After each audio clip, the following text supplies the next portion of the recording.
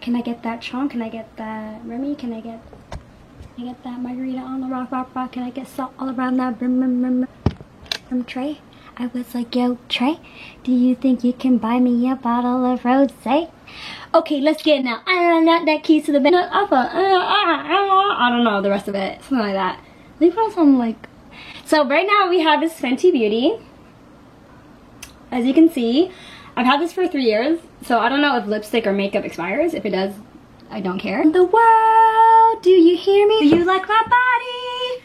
Anna Nikki. Rest in peace to Anna Nicole Smith. No.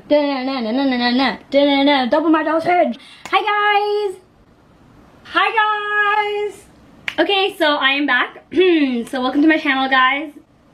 My friend and I were in Phuket, you know, in this one club called Illusion. Super fun. Like the club is like it's EDM, and then if you go into the back, they play like hip-hop, R&B, and like, you know, the black music. So that was really fun, because when we first came into the club, we're like, bro, like, we're not staying for EDM, like, what the hell? And although, like, another person told me about going into the back to get to the R&B club, we couldn't find the back, so we kind of just chilled in the EDM spot for like 30 minutes, and then we cut and went somewhere else. So anyways, that night, it was like our second last night in Phuket, right?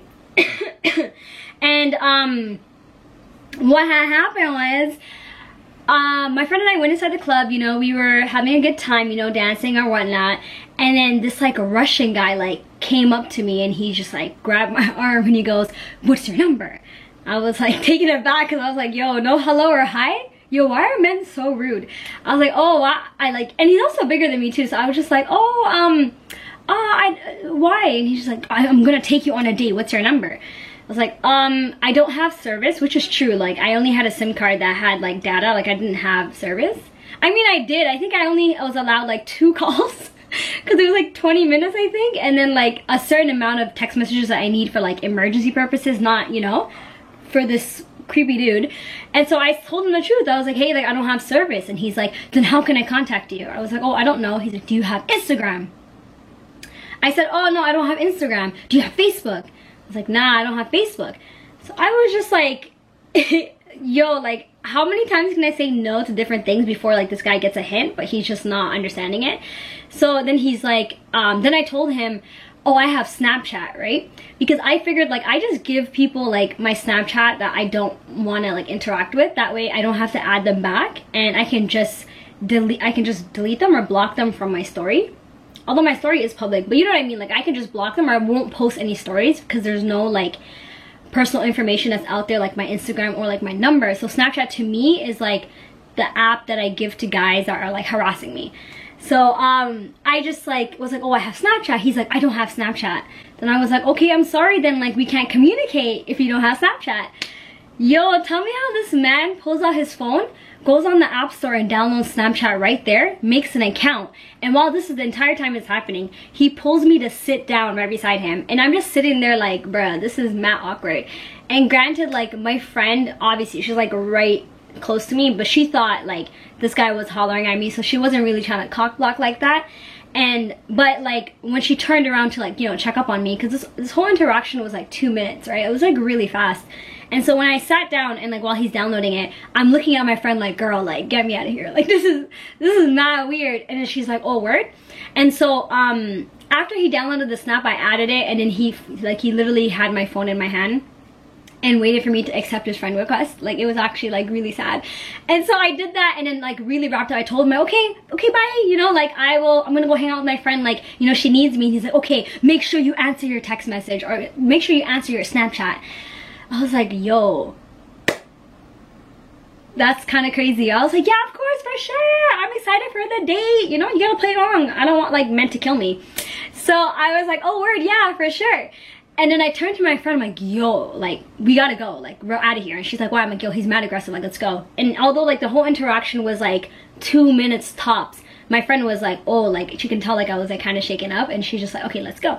So we left. Mind you, we got to that club at, like, 9 p.m. So when that Russian guy came up to me, it was, like, 9:15. You know what I mean? Like, it was just as soon as we came into the club. So we ended up, like, bar hopping to other places.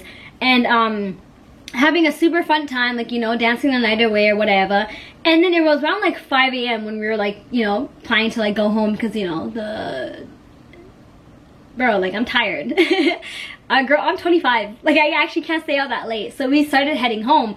And tell me how, like, our hostel was really close to the clubbing district. It was like maximum a 7-minute walk. So, you know, we're just like walking, having a good time, like, you know, laughing, like reminiscing, you know, just having a good time walking home after like a good night out.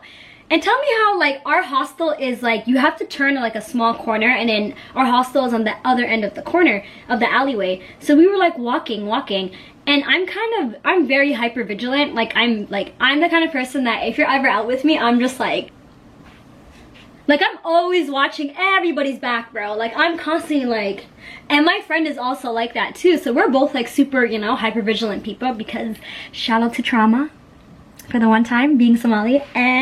So I was just like, so we were like, you know, looking around or whatever, like, we're just, because we're in an alleyway, you know what I'm saying? Like, Thailand, they have sex trafficking rates. It's a super poor country, lots of tourists, lots of old white men with young Thai women. You know, it's a very dangerous looking, you know? Although Thailand is safe, it's just, you gotta be cautious, you know what I'm saying? Like, people are out partying, like, people are kind of crazy worldwide. So we turned the corner, and tell me how, like, the corner of my eye, I was like, I saw this like white guy, right? And for some reason I was like, yo, I think that's the guy from the first club. And she's like, nah, it's like, that can't be, because I was at 9 a.m. and now it's 5 p.m. Sorry, 9 p.m. and now it's 5 a.m. I'm like, nah, fam, like, I know it's him, right? And so while we both look, this man starts running towards us, right? And we're two very like slim, small girls. So we just got really shook for a second. We're like, oh my God, like, that is him. Like, that's so crazy. So when I'm in awkward situations along with my friend, like, we both giggle. So we were just like, oh, that's funny. Like, it's actually not funny. It's actually quite scary because it's 5 a.m. and we're in an alleyway. Like, what the fuck? So, he's just like, hey. I was like, oh, yeah, hi. Like, how are you? And he's just like, you make sure you answer your text message tomorrow. Your Snapchat. I don't know why I keep saying text message. It's Snapchat. I was like, yeah. Like, I won't answer. And then he turns to my friend and goes, you go inside. I need to talk to her. Pointing at me. And I was like, no, my friend is staying. Like, you can, whatever you need to say, you can say it to me and my friend. And he's just like, no, I want to talk to you alone. I'm like, oh, sir, it's 5 a.m. I'm a little scared. You know what I'm saying? Like, I need, like, my friend here because we're in an alleyway, you know? I'm trying to literally negotiate my life right now. And he's just like, okay, just make sure you answer your Snapchat. I'm like, okay, yes, of course. I'm excited for the date. Turn up, you know? So I was like, yeah, for sure. And then he ends up leaving, and then we went inside the hostel, and luckily there was like 5 receptionist desks at the head, and like they were like awake and stuff. I think it was because it was 24 hours reception desk. And we told them like, hey, do you have cameras outside like the hostel and stuff? And they're like, yeah. Like, okay, so this guy followed us home from the club, and we met him at 9:15, and it's 5 a.m. now. Like, we don't know what he was doing for the 8 hours while we were out, like, partying and having a good time. Like, was he following us with every single place that we went to? So we told them, like, hey, we're kind of scared, and we gave a description of the guy to them, and they told us, like, hey, like, there's not really much we can do, but we're gonna keep an eye out. And he can't enter the hostel without, like, a key card and a password anyways. But, like, the fact that, like, it was just really scary because we're like, yo, like, we didn't see this guy for 8 hours, you know? Like, where was he, like, the whole time? So, which makes us believe, I think he was following us home to figure out, like, where we were. Because his whole approach was super aggressive. Like, how do you come up to someone, grab their arm, and then ask them for, like, their information without you even saying hello or hi or nothing, you know? Like, you don't touch strangers. Like, I'm really amazed sometimes by, like, people's thought process. Like, it was just really weird. But I'm so glad I was with my friend, because if I was by myself, first of all, I would never go clubbing by myself. But if I was, like, imagine how that situation would have been like if this guy followed me in a corner and I'm the only one there. Like, something like God forbid, like, something terrible could have happened. So after, like, that was our second last night in Phuket. And honestly, like, my friend and I were low-key kind of like over Thailand. We were just like, okay, there's already, like, too many, like, suspect things happening, and, like, that wasn't even the major suspect thing. Like, the night after was even crazier, which, you know, I'll make a story time about. But anyway, so thank you guys for listening to the story time. Moral of the story, please stay safe, keep your friends close to you, go with them everywhere, to the bathroom, to back to your hotel. Everywhere, make sure you're with your friend, especially in like partying districts where there's other like tourists as well, because my goodness, bro, like the white guys in Thailand really wild out. Like they're from Australia, Israel, and like England and all that. Like they just really wild out in Thailand, and it was just really like disgusting to see. The streets are dirty, they're super rude, belligerent, they're like drunk off their face. Like I don't know, it's just a really sad sight to see, because I can't imagine having like an amazing time and then like you turn the corner and there's just like poverty all over your face, you know? Like it just seems really wrong.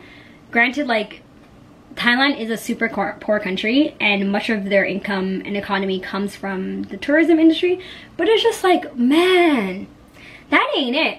Anyway, so thank you guys for watching. I did have an amazing time in Thailand, don't get me wrong. So yeah, bye guys.